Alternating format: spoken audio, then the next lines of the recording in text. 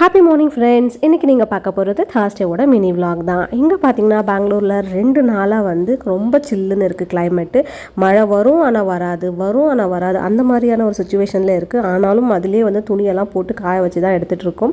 காலையிலே கெட்டலில் நல்லா தண்ணி காய வச்சு சுட சுட ஃப்ளாஸ்க்லேயும் ஸ்டோர் பண்ணி எடுத்து வச்சுட்டேன். ஒரு பெரிய கிளாஸில் சுடு தண்ணி ஊற்றி ஒரு பனக்கற்கண்டு போட்டாச்சு. ஸோ இந்த தண்ணியை குடிச்சிட்டு தான் இன்றைக்கி வந்து வேலையை ஸ்டார்ட் பண்ண போகிறேன். காய்கறி வந்து கட் பண்ணி வச்சுருந்தேன். ஸோ ஒரு அடுப்பில் காய்கறி வந்து குக்கரில் வச்சுட்டு அப்புறம் வந்து பச்சைப்பயிர் சுண்டலுக்கு இன்னொரு அடுப்பில் வந்து பச்சைப்பயிர் வேக வைக்க வச்சாச்சு.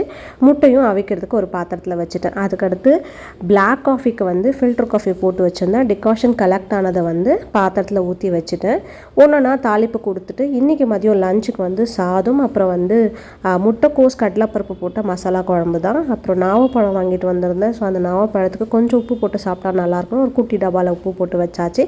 பாக்ஸஸும் எல்லாம் பேக் பண்ணியாச்சு. பாய் பாய், டேக் கேர்.